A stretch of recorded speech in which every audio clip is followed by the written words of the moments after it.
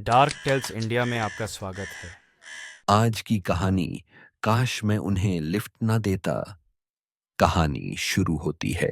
हमारे यहाँ एक परंपरा है जिसमें हम हर साल मकर संक्रांति में अपनी बुआओं को मिठाइयाँ और फल देते हैं। उस साल मैं हैदराबाद से, जहाँ मैं इंजीनियरिंग की पढ़ाई कर रहा था, घर आया हुआ था और अपनी बुआ जी के गांव जा रहा था, जो कि रोहतक के पास एक दूर दराज गांव में है। रात का वक्त था। ठंड बहुत थी और चारों ओर घना कोहरा फैला हुआ था। समय रहा होगा रात के 9 से 10 बजे के बीच। मैं अपनी ऑल्टो 800 चला रहा था, एक सुनसान सड़क पर। करीब 11 किलोमीटर लंबा रास्ता, जहां ना के बराबर स्ट्रीट लाइट्स थीं और दूर दूर तक कोई दिखाई नहीं दे रहा था। और तभी मैंने देखा, सड़क किनारे 4 लोग खड़े थे, लिफ्ट मांग रहे थे। 2 आदमी, 2 औरतें।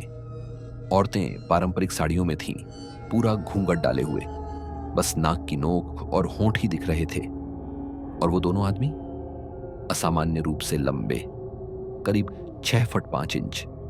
मैं वैसे तर्कशील और भूत वूत में विश्वास नहीं रखने वाला इंसान हूं, तो ज्यादा सोचा नहीं और उन्हें बैठा लिया।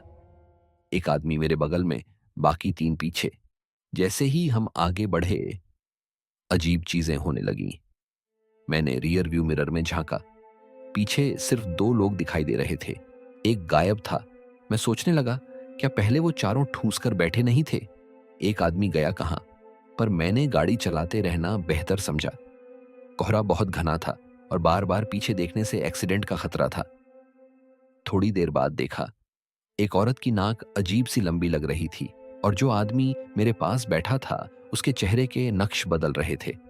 नाक और कान कुछ बिगड़े हुए जैसे। फिर से पीछे देखा। अब वहां सिर्फ एक औरत बची थी और जो आदमी बगल में बैठा था, वो भी गायब। अब मेरा दिल तेज धड़कने लगा, शरीर पसीने से भीग गया, जबकि बाहर का तापमान सिर्फ 2 डिग्री सेल्सियस था। दिमाग में ख्याल दौड़ने लगे। रुक जाऊं, कूद जाऊं, चिल्लाऊं, क्या करूं? मैंने उस बची हुई औरत से पूछा, आप कहां उतरेंगी? उसने कुछ नहीं कहा, बस हाथ से इशारा किया, आगे चलते रहो। जैसे ही मैं बुआ जी के घर के पास पहुंचा, आखिरी बार पीछे देखा, वो औरत भी गायब थी। मैंने तुरंत गाड़ी रोक दी। शरीर कांप रहा था, दिल जोर जोर से धड़क रहा था। सबसे डरावनी बात यह थी कि मैं ये सब किसी को समझाऊं तो कैसे समझाऊं? कोई मानेगा भी? मैं गाड़ी से उतरा और वहीं बेहोश होकर गिर पड़ा। सिर एक ईंट से टकराया। जब होश आया तब देखा, घर से लोग भागते हुए आए थे। मुझे उठाया और अंदर ले गए। अगले दिन जब मैंने ये कहानी सबको सुनाई तो सब सन्न रह गए। थोड़ी देर बाद एक लोकल संस्कृत के मास्टर जी आए, जो इन अलौकिक बातों की भी जानकारी रखते थे। उन्होंने मेरी बात चुपचाप सुनी और फिर कहा, जो भी थे वो तुम्हें नुकसान पहुंचाने नहीं आए थे, लेकिन तुम्हारे मन पर एक छाप छोड़ गए। उन्होंने तुम्हें चुना किसी वजह से। उसके बाद के महीनों में कुछ और लोग भी सामने आए। उन्होंने बताया, उन्होंने भी उसी सड़क पर वो चारों परछाइयां देखी थीं। फर्क सिर्फ इतना था, उन्होंने कभी गाड़ी नहीं रोकी।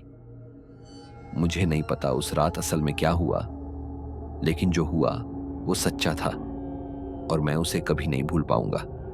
क्या आपके साथ भी कभी ऐसा कुछ हुआ है जिसे आप समझा नहीं पाए? नीचे कमेंट में शेयर कीजिए, मैं जरूर पढ़ना चाहूंगा। अगर आपको ये कहानी पसंद आई हो तो वीडियो को लाइक करें, चैनल को सब्सक्राइब करें और बेल आइकन दबाना न भूलें, क्योंकि अगली कहानी और भी ज्यादा डरावनी है।